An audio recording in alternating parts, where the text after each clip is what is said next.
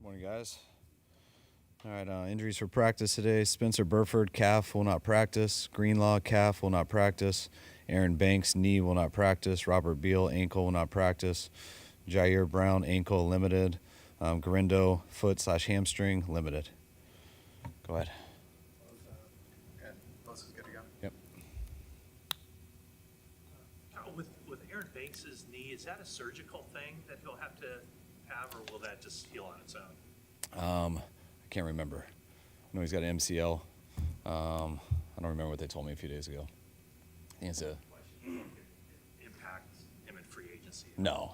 If he does, it's minor. I mean, he's going to be good in a few weeks, they say. So. You were waiting for further information on Burford the other day. What did you hear back? That nothing real specific, just that he won't be able to go today, and hopefully will later in the week, but it's going to be tight. Yeah, there's a chance. Charlie Heck at tackle, at least for today's practice? Possibly. Well, we're going to work him at a bunch of spots, so see what he can do. We're going to work him at a couple of spots, see what he can do for us. We got to mix and match a number of guys. Did you reach a resolution with Dre the last two games? Yeah, he's not going to play in these two games. Was he an agreement, or did you have to sell him on it? Or? I think he understood. Yeah. When you're looking at the line and preparing for them, their front seven obviously is pretty attrition with injuries as well. How have they survived, and how different does their defense look as opposed to the last playoff game? Not much different. I've heard about all their injuries, which is a huge credit to them because they've had a ton. But I was expecting it to look a lot worse than it actually does. I mean, they're still number one team in the league on third down. I think they're number 6 in red zone. The way that they play the run, they've been banged up the most on D-line and linebacker. But the way they play the run and the way they rush the passer, just individually missing a couple good guys, but collectively they still do it at a very high level. And comparing them to last year, just their coverage is a lot better. They've added some new guys, drafting a young corner, bringing some guys in there, and so they're further along in defense than they were last year at this time. Moody obviously has been inconsistent this season. Does his, some of his struggles raise any questions about his long-term future, whether he's your guy? I still feel the same about him, that I believe he's going to be our guy. Everyone's got to perform and do things like that, and I think he has had a tough year. I think before his high ankle sprain, I think he was missed one. I think he was 12 or 13 before that, so I thought he was doing really well, and then had a high ankle sprain to his kicking foot. Since he's come back, he hasn't been as consistent, obviously. But I think a lot of that probably has to do with that, just common sense-wise, and hopefully he can get to this off season, heal up, and find his stroke again, and play at a high level that I think he will, because he's real talented. I think he's made of the right stuff just from a mental standpoint and everything, and I think he has all the tools to be a great kicker in this league. He's still working to find that, though. Is there something to be said for being pushed in training camp for kickers to have that kind of daily competition where every kick there's something riding on it? I don't know. Maybe. I think you got the wrong guy if you have to. You do that when you don't think you're going to have a guy, but when those guys miss too much, you go get a new one usually. And that's what's tough about the kicker position. That's what's tough. I remember we were in Washington, and we had a young kicker who missed a number of kicks, but I didn't have much experience with kicking then. I remember kept telling the head coach that he's cost us 2 games, when are we going to move on from this guy? And he kept telling me how talented he was. You got to be patient. But then he lost us a 3rd game, and then the head coach had to make a move. But 2 years later, that guy was the highest paid kicker in the league and going to Pro Bowls. So he was right. We had to be patient, but how long can you do it? And so I think that's just what's tough with that position. There's no backups and stuff like that. So that's what the challenge is. But I believe we got the right guy. And I think eventually, I think he has shown that at times. I thought he showed that at times his rookie year. I thought he showed that big time, being 12 out of 13 to start this year. And I think he'll show us all that in the future. About his emotional state, his confidence at all? No. It's a championship game. You saw the Lions going for it on 4th down.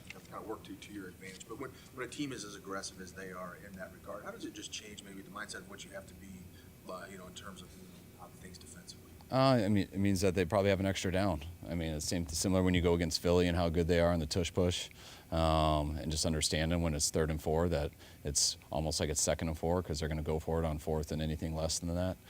Just Dan with how aggressive he's been, you got to understand that anywhere on the field, whether it's trick plays, whether it's going for it, whether it's special teams plays. I mean, everything's up. So sometimes it helps, sometimes it hurts, and same thing for the opposing team.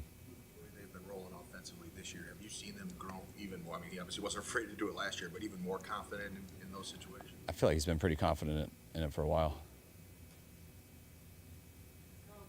With Trent's injury, is there any concern that is like a long-term career-threatening thing? Not that we've heard of. I mean, it's always concerned that it's taken longer to heal than expected. But he's seen a number of specialists. He's seen our own guys. So everyone's pretty much on the same page. He just needs some time and it'll heal. So there's really no worries there. But we just wanted it to heal faster. I know that we liked him coming out of college. He's done a good job there in Atlanta. And I was really pumped to get him in this situation at this time.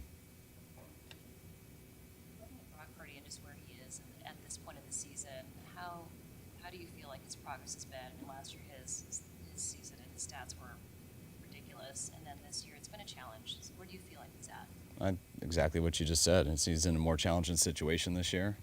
He's got 2 more weeks of it. I think it's going to end up being really good for him in the long run. I thought he played at such a high level in some situations last year that, some were good and easier, but then some were tough, just like even both playoff games. Some of the situations we were in and him leading us back to end up winning both of those and go to the Super Bowl.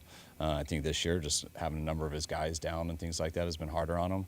But usually that stuff can make you better. And I think he's fought through it all year. He's got 2 more weeks to fight through it, and hopefully we can still improve in these 2 weeks and then get to the film in the offseason. And how does he seem emotionally, just like you've talked to him one-on-one? I think Brock's been good. I mean, Brock's a very strong person. I think he's disappointed. He had high expectations this year, just like we all did. I also don't think, and he hasn't ever been in a losing situation yet. So I think that's very hard for him. But to watch how he responds each week, to watch how he practices, to watch how he is in the meetings, he's always the same guy, and nothing's changed in that way. Dumb question. How much do you look at these last 2 weeks as maybe a chance to experiment with anything that you've been thinking about throughout the year? Or is that not how you look at it? That's not how I look at it. I mean, I'll experiment with anything if I think it's the right decision, gives our players a chance to be successful. But I don't just experiment with things to experiment with it. It's got to make sense who we're going against, what you're asking someone to do, and if it gives us a chance or helps us have a chance to win. Said after the game, this is one of the first times that he hasn't had games where he's played for something, and there's a lot of guys that are in the locker room that are like that as well. How do you manage their mental state, their expectations for that last 2 games? I got to tell them welcome to the reality of the world. I mean, I think that's a credit to some of the situations we've been in here the last few years. But that's not the only reason you play. And this is your job. You put on a 49er uniform, and all of us get into this because we want to make that tournament and have a chance to get to a Super Bowl. And a lot of our guys haven't been in that situation before, so they're not used to it. But teams all over the league are in this situation, and you still got to go out there and perform the same way, because once you start thinking that there's not a reason to go out there and play your best, that's when you're usually closer to the end than the beginning. The team at all to start the week going into this game? Not really. I didn't see that much different than last week also. So I think we've been in that mindset and understand that, and I see the same situation each week. Rudy, do you feel like missing kicks, especially for young kickers, part of the process that ultimately will make them a better kicker, kind of struggling through that? You hope so. I mean, I think that's one of if you have the talent, someone like Jake, I think that's everything. I think the mental part of the game is huge. How you react to these things. I mean, I think it's the same thing with quarterbacks. You watch some backup quarterbacks come in for a starter, play really well. They do it for a couple games. Then they have their 3-pick game and they get killed, and then you see how they respond to that. And some guys come back, and some guys it kind of breaks, and they want to go back to not having as much pressure on them. So I think that's a huge part of this game with every position. But when it comes to the kicker, since it's such a specialty and a deal that really only they deal with, I think that's the mental part's as big as anything. Take some more, guys. 95, 2014 is the only year Bobby Turner has been with you or your dad.